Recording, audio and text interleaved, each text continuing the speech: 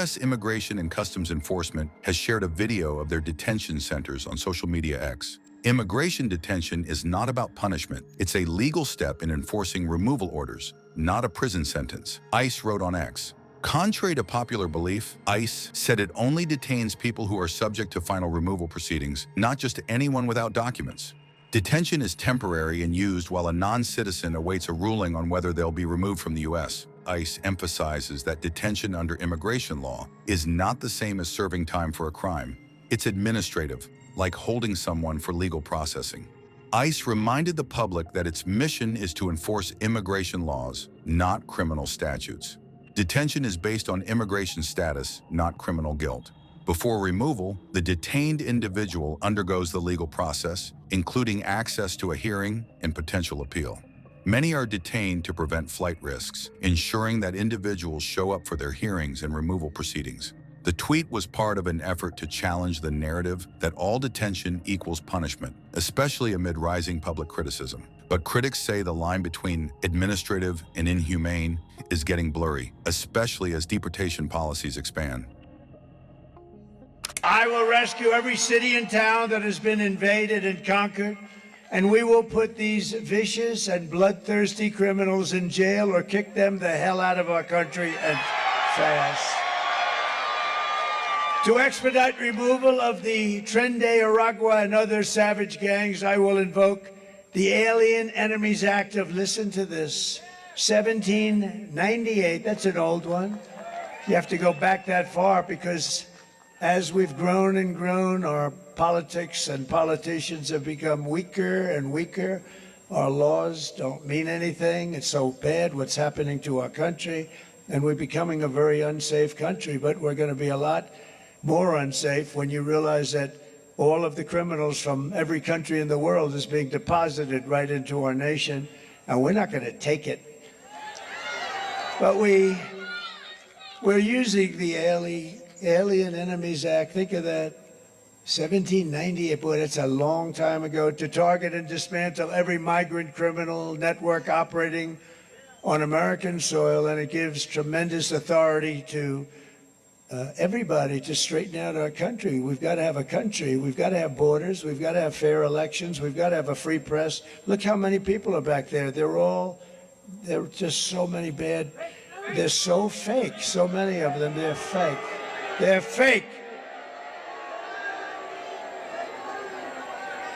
And if these monsters come back into our country, it's an automatic 10 years in jail with no possibility of parole.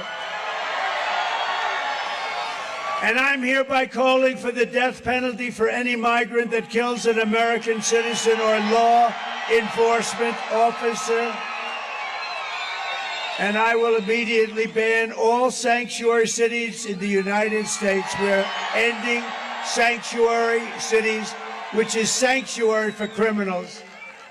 As we secure our border, we will bring back our economy, and very simply, I will make America affordable again. It's not affordable. Because these lunatics that we have running our government, they've allowed inflation to rise to a level that we've never seen before, and it's not affordable. They've come down, the prices came down, and now they're going shooting back up again. It's terrible. The job, we've got to get those costs down, and I'm going to get them down. You know how I'm going to get them down? We're going to drill, baby, drill. We're going to drill, baby, drill, bring energy down. And we're going to get interest rates down, too. They were at 2% with me, and now they're at 10, 11, 12, 13, 14%, and you can't get the money even if you want to pay it. Kamala Harris cast the deciding votes that launched the worst inflation in our country's history. She cost a typical American family over $30,000 in higher prices. Think of that, $30,000. And now Kamala, a disaster who shouldn't be allowed to run. She has no right to be running. You know what? You know the expression, right? They're a threat to democracy. That's what they are. They are the threat to democracy. Kamala wants to raise the typical family's taxes by nearly $3,000 a year. And I'm announcing today a new step that I'll take to get emergency price relief to all Americans. On day one, I will sign an executive order directing every federal agency to immediately remove every single burdensome regulation driving up the cost of goods. They drive up the cost of goods. We have so many regulations that hurt our country. I cut more regulations ×4 than any president in the history of our country. And that's why we had the greatest economy in history. That's one of the reasons why. The other is I gave you the largest tax cut in the history of our country, including Ronald Reagan.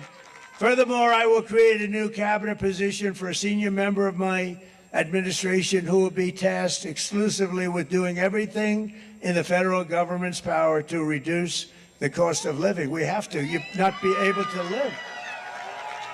And a lot of it is just the regulations and the rules and regulations, which are just a waste of time and money. And everybody, we need regulation, but I have seen regulations where they have 30 regulations for one subject, and the one subject doesn't even matter. All agencies will be judged daily on their progress in slashing the cost of household items. We're going to slash the cost, and this will be the largest and fastest, most aggressive regulatory reduction. It's going to be the largest regulatory reduction in the history of our country, and it's going to happen very fast.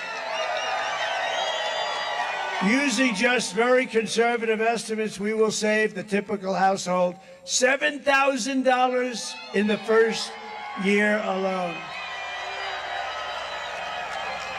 with no impact to your life, Tim. No impact at all, just a waste of money. Uh-oh. Osprey. The Osprey. Pretty amazing, right? Pretty amazing. They've had some difficulty, but pretty amazing. We will end the inflation nightmare immediately and create a record jobs boom, the likes of which you've never seen before. And we had a record. Think of it, 4 years ago, we were energy independent. And during my administration, we had the most successful economy, the greatest economy in the history of our country.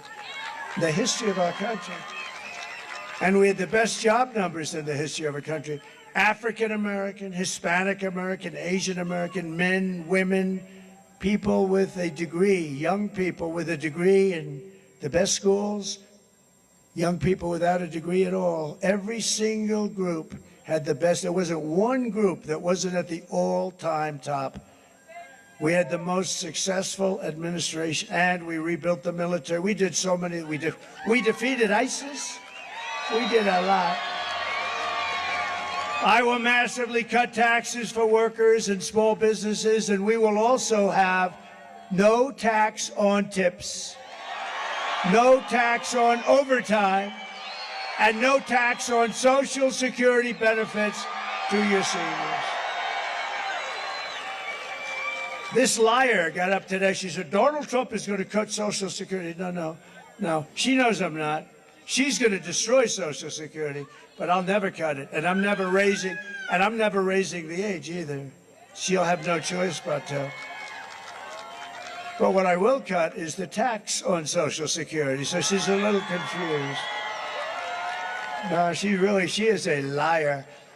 And I'll also support a tax credit for family caregivers who take care of their parents or a loved one, a husband, a wife, and they deserve it. You know, without them, you wouldn't have enough hospitals in this country if you doubled them up. You have unbelievable people, angel moms. You have unbelievable people that do a great job, and they're entitled to that. On behalf of the great people of New Mexico, I will end Kamala's war on American energy. You're not going to have any energy. You know, they talk about Pennsylvania, no fracking. If you don't have energy, they're going to take it away. They want to go all electric, everything all electric. Oh, that's going to be wonderful. They want, even in the military, they want all electric army tanks.